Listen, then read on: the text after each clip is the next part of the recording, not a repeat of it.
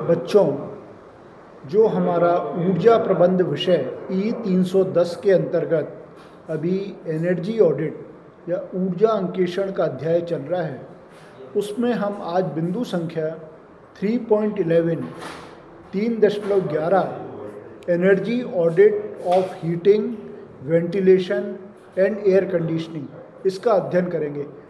बहुत सारी विद्युत ऊर्जा का व्यय इसी कार्य में होता है, heating, ventilation and air conditioning. जो स्पेस हीटिंग के लिए, स्पेस कूलिंग के लिए, स्पेस कंफर्ट के लिए बहुत सारी एनर्जी खर्च होती है। ये एनर्जी सही प्रकार से खर्च हो, एनर्जी का वेस्टेज कम से कम हो, एनर्जी का प्रयोग इस प्रकार से किया जाए कि अधिकतम भाग इसका यूज़फुल वर्क के काम आए। इस प्रक्रिया के तहत हम इसके ऑडिट का अध्ययन करते हैं कि हम इसका ऑडिट किस प्रकार से करेंगे। तो सबसे पहली और प्रमुख चीज़ ये है कि जो हीटिंग की समस्या भारत जैसे देश में कम है। भारत में स्पेस हीटिंग के लिए बहुत ही कम एनर्जी का यूज़ किया जाता है। सिर्फ जो बहुत ठंडे जो स्थान हैं, जैसे जो पर्वतीय क्षेत्र हैं, सिर्फ वहाँ पर जो पर्वतीय स्थानों पर सर्दी के मौसम में स्पेस हीटिंग का प्रयोग करते हैं। लेकिन स्पेस कूलिंग का प्रयोग बहुत सारे क्षेत्रों में, क्योंकि भारत में ज़्यादातर हिस्सों में बहुत ज़्यादा गर्मी पड़ती है, बहुत ज़्यादा ह्यूमिडिटी रहती है, बहुत ज़्यादा आर्द्रता रहती है। इस कारण से स्पेस कूलिंग या स्पेस कंफर्ट, एयर कंडीशनिंग इनका प्रयोग बहुत ज़्यादा होता है। तो आजकल घरों के अंदर एयर कंडीशंस का प्रयोग बहुत ज़्यादा हो रहा है। उसके साथ साथ जो कॉमर्शियल स्पेसेस हैं, जैसे मॉल्स हुए, सिनेमा घर हुए, उनमें एयर कंडीशनिंग का प्रयोग होने लगा है। उसके साथ साथ जो इंडस्ट्रियल एप्लीकेशंस हैं, बहुत सारे इक्विपमेंट ऐसे होते हैं जिनके लिए नियंत्रित वातावरण और नियंत्रित तापमान की आवश्यकता होती है। उन सभी स्थानों पर एयर कंडीशनिंग का प्रयोग सामान्यतया किया जाता है, या कई सर्दियों के मौसम में स्पेस हीटिंग का प्रयोग किया जाता है। ऑटोमोबाइल में सभी जो गाड़ियां हैं, कारें हैं, उनमें आजकल ज़्यादातर सभी गाड़ियों में लगभग इस एयर कंडीशंस का प्रयोग किया जा रहा है। तो एयर कंडीशंस में बहुत ज़्यादा स्कोप होता है एनर्जी को कंजर्व करने का, एनर्जी को सेव करने का। तो आज हम इसी प्रक्रिया के तहत एनर्जी कंजर्वेशन किस प्रकार से किया जाए और उस एनर्जी कंजर्वेशन करने के लिए उसकी ऑडिट किस प्रकार से की जाए, उसके बारे में हम अध्ययन शुरू करते हैं। सबसे पहले हम वेंटिलेशन प्रणाली द्वारा ली गई वेंटिलेशन प्रणाली ये होती है कि जहाँ भी हम स्पेस हीटिंग या स्पेस कूलिंग करेंगे, वहाँ पे कुछ वेंटिलेशन प्रोवाइड करना पड़ता है, जो शुद्ध वायु को वातावरण से कमरे में हम लेंगे और कमरे की जो अशुद्ध वायु होगी उसको वातावरण के बाहर करेंगे।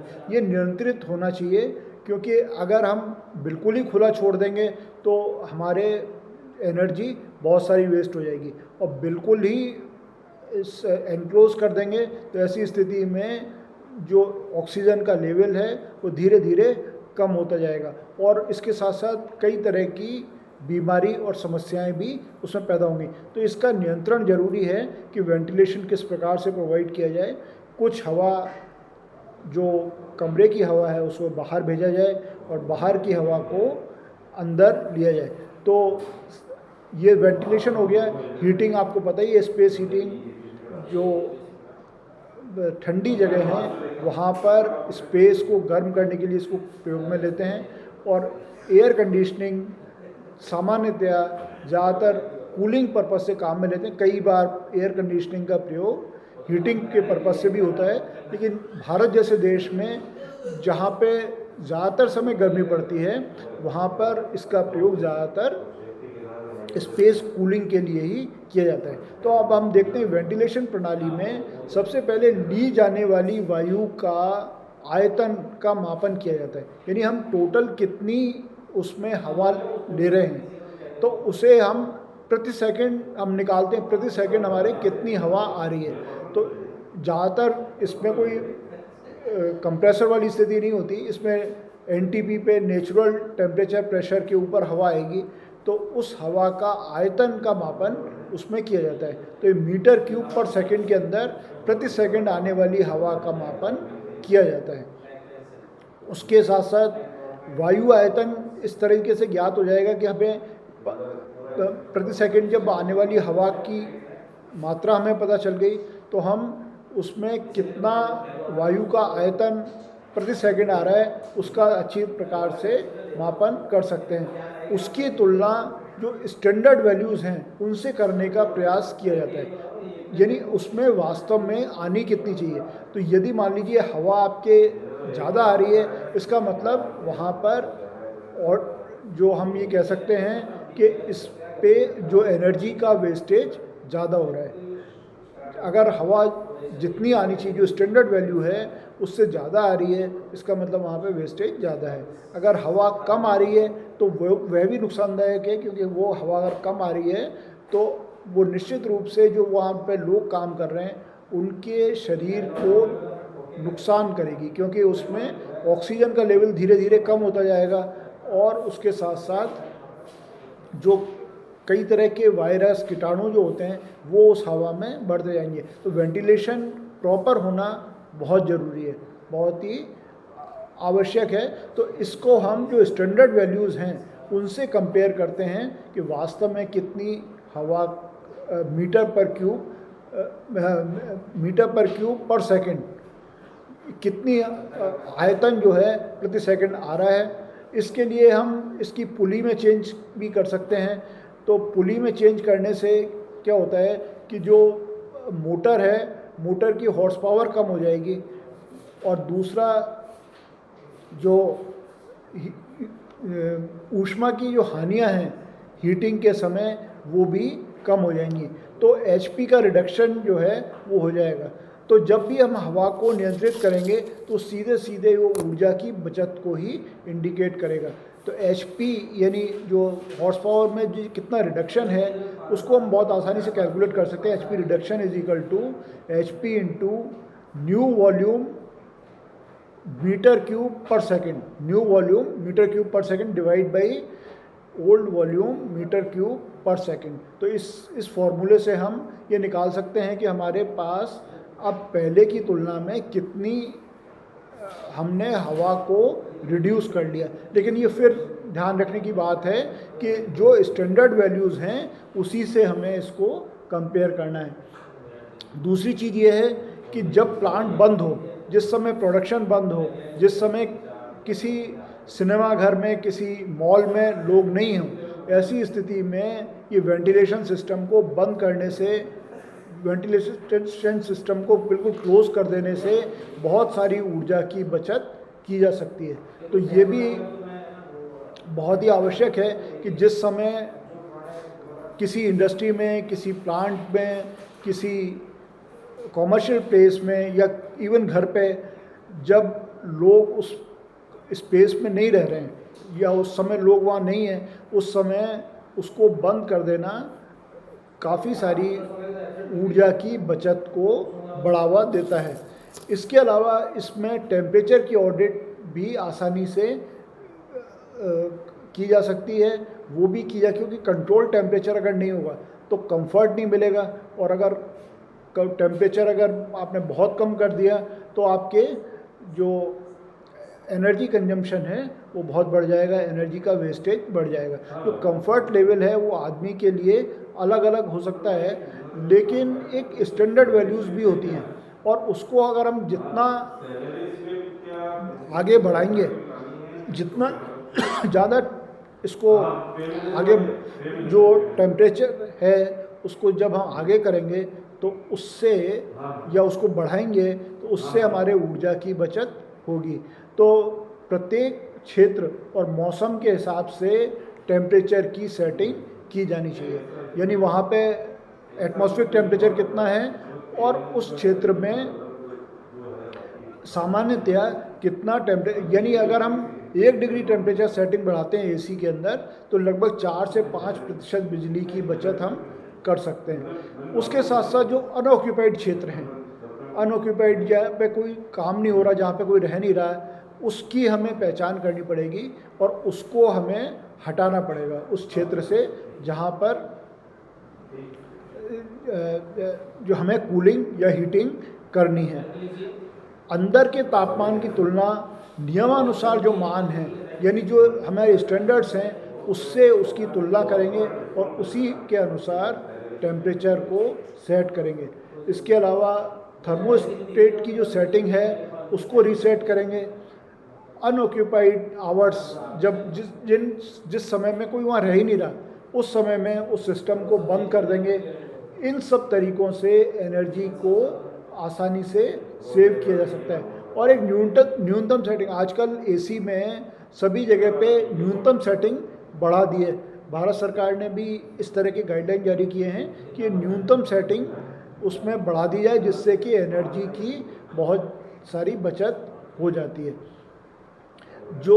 जहाँ पे जो शुष्क प्रदेश हैं, जहाँ पे रिलेटिव ह्यूमिडिटी कम है, ऐसी स्थान पर जो जो कूलिंग सिस्टम है, जहाँ पे इस वाष्पीकृत प्रणाली के द्वारा कूलिंग की जाती है, उनका प्रयोग किया जा सकता है। इसके अंदर बहुत सारी बिजली की बचत, जिसे वाटर कूल्ड सिस्टम जिसे कहते हैं, उससे बहुत सारी बिजली की बचत उसमें हो सकती है।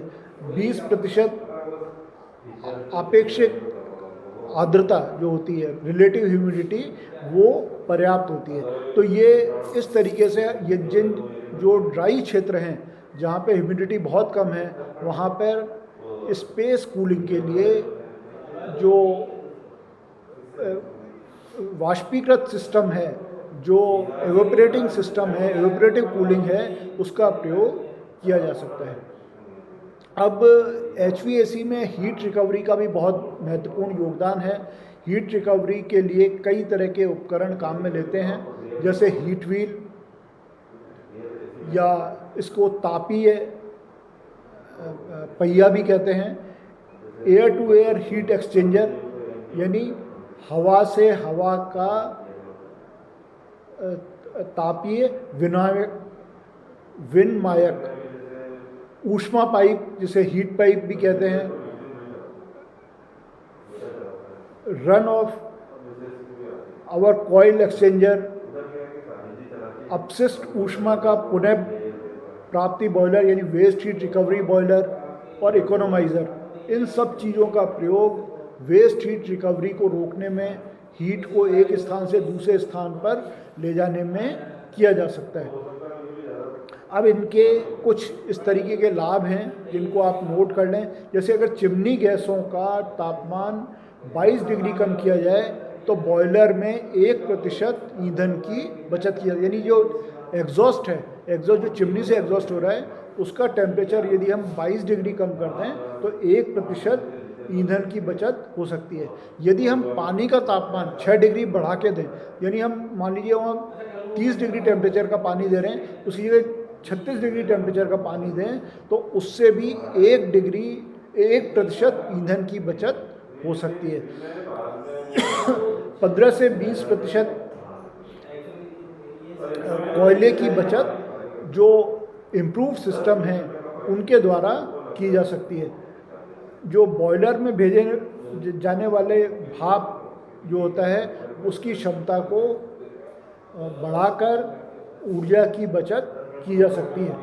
जब पानी गर्म होता है, गर्म पानी हम डालते हैं, तो बहुत सारी हीट की सेविंग इसमें हो जाती है। तो ये सारे तरीके हैं जिनसे कि हम स्पेस हीटिंग, स्पेस कूलिंग या हीटिंग, वेंटिलेशन, एयर कंडीशनिंग का जो सिस्टम है उसको हम उसकी ऑडिट कर सकते हैं। हालांकि ये बहुत ही विस्तृत क्षेत्र है, और इसमें बहुत सारे बिंदु आते हैं और एनर्जी भी बहुत सारी इसी क्षेत्र में कंज्यूम होती है। तो इसका यदि हम ठीक प्रकार से काम में लें तो बहुत सारी एनर्जी की सेविंग इनके द्वारा हो सकती है। तो आज हमने HVAC में एनर्जी ऑडिट के बारे में पढ़ा। अगले वीडियो में हम अगला टॉपिक डिस्कस करेंगे।